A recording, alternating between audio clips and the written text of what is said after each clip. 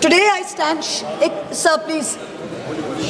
Today I stand on behalf of my party, the All India Trinamool Congress, with a heavy heart, but with a complete clarity of purpose, to support the motion of no confidence against the Speaker of the 18th Lok Sabha for presiding over the liquidation of the functioning of parliamentary democracy. It is richly ironic, it's divine karma actually, that I, the lady MP, who was illegally witch-hunted by this misogynistic government, wrongly expelled by Ethics Committee, which had no power to expel, after a motion in which I was not allowed to speak, where the Speaker, in violation of every principle of natural justice, did not allow me to defend myself. Today I am opening the debate for my party in a motion of no confidence against that very Speaker. You can't run away from karma. Dr. Ambedkar said that Parliament belongs to the opposition and the government should always be on trial. On the anvil, he called it, to ensure accountability. The role of the Speaker is that of a neutral arbiter and a keeper of the order of the House. This is absolutely vital to the function of Parliament. John Bercow, the Speaker of the UK House of Commons, said, "I never aspired to be Speaker of the House of Commons simply so I could say I am the Speaker of the House of Commons and tell my children that." So it can't be a matter of ego. It can't be a matter of personal legacy. The post is far beyond that. It is a fitting tribute to the vibrancy of India's democracy and the strength of India's dissenting voices that a motion of no confidence was moved against the very first Speaker of the Lok Sabha, G.V. Mavalankar, in 1954. He was accused of openly espousing the cause of the official spokesperson of the ruling party in all matters and constituted a serious danger to the functioning of the Lok Sabha. Pandit Nehru, who was PM then, participated in the debate, and he said that more time should be allotted to the opposition than to the government benches. Pandit Nehru as Prime Minister said this. What is the tradition we are following today? In the next decade, in 1966, there was a second motion of no confidence against a sitting Speaker, against Sardar Hukum Singh. And there it was claimed that he was arbitrarily disallowing questions likely to cause acute embarrassment to the Prime Minister, to ministers, to top leaders and government officials. Sounds familiar? Does it sound familiar or not? 20 years later, in 1987, again a motion was moved against the then Speaker Balram Jakar. Moving the motion was a future Speaker, CPM Somnath Chatterjee. And he said that Parliament is as much in danger from a muted Parliament than from executive authoritarianism. This is what Somnath Chatterjee said. The resolution was critical of Jakar's rulings, which denied MPs the right to move adjournment motions. What do we have today? We have the Honorable Speaker who has not allowed a single adjournment motion. Every morning we come here and like a stuck record, what do we hear? किसी भी स्थगित प्रस्ताव का अनुमोदन नहीं दिया गया. Every morning we hear this. But you know something? In the previous 3 instances, something was different. What happened? In each of the 3 previous instances, there was a deputy speaker to preside over the proceedings. In Mavalankar's case, there was Anantasayanam Iyengar, who was then deputy leader of the Lok Sabha in 1954.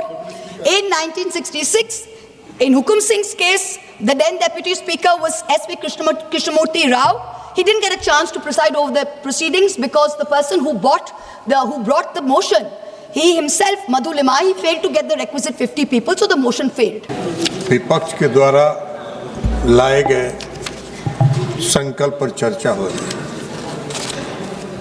मैं उस संकल्प का विरोध करने के लिए खड़ा हूँ, इसलिए कि उस संकल्प का कोई अर्थ नहीं, अर्थहीन संकल्प। वह पूरा जो संकल्प है वो अपने एक नेता को खुश करने के लिए, उनको उनकी तुष्टीकरण के लिए यह संकल्प लाया है और कुछ नहीं है उस संकल्प में।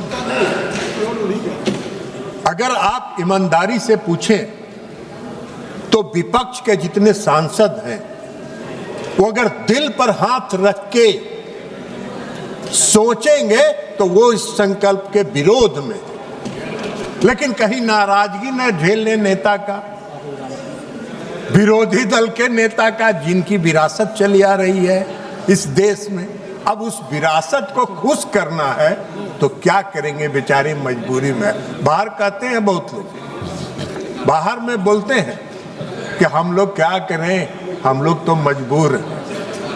तो अब बोलते हैं तो ये उनकी दिल की आवाज।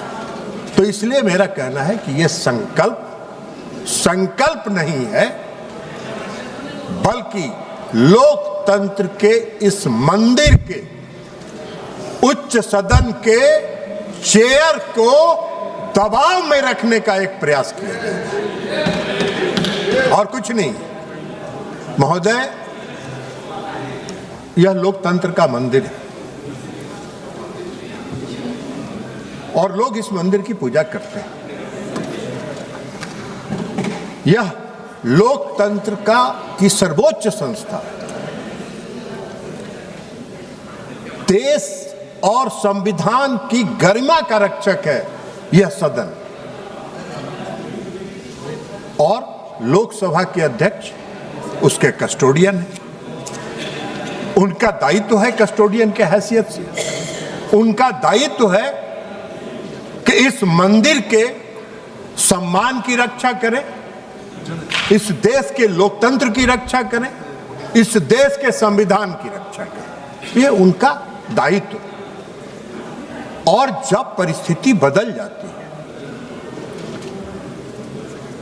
जब ये लोकतंत्र का जो मंदिर है ये चर्चा का मंदिर है, यहां हम चर्चा करते हैं पक्ष और विपक्ष, किसी भी बिल पर, किसी भी कानून बनाने की प्रक्रिया पर, किसी भी विषय पर जब हम चर्चा करते हैं तो पक्ष और विपक्ष की दोनों की राय आती है और उससे हम उसका समुद्र मंथन से जो निष्कर्ष निकलता है वह देश के 140 करोड़ जनता के हक में होता है, उसके पक्ष में होता है। लेकिन जब उस पूरी प्रक्रिया को,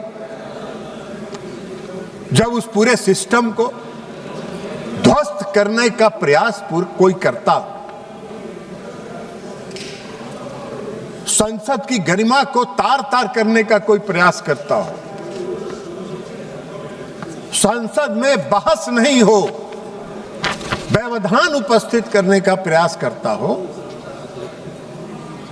तो यह सिर्फ इस लोकतंत्र की मंदिर का अपमान नहीं है, बल्कि इस देश के 140 करोड़ जनता की भावना पर कुठाराघात करता है। ये कारनामा है विपक्ष का। और ऐसी स्थिति जब पैदा हो जाती है, ऐसी स्थिति जब पैदा हो जाती है और लगातार पैदा हो रही है, यदा कदा तो कोई अगर घटना हो जाए तो उसको अनदेखा किया जा सकता है, लेकिन अगर यह परंपरा बन जाए, अगर यह रोज की आदत बन जाए, तो इस लोकतंत्र के मंदिर का जो कस्टोडियन है वो असहज होता है, वो अंदर से कष्ट में जाता है। और जब वो अंदर से कष्ट में जाते हैं, अंदर से जब असहज होते हैं, तो उनको कभी कभी रोकना टोकना पड़ता है।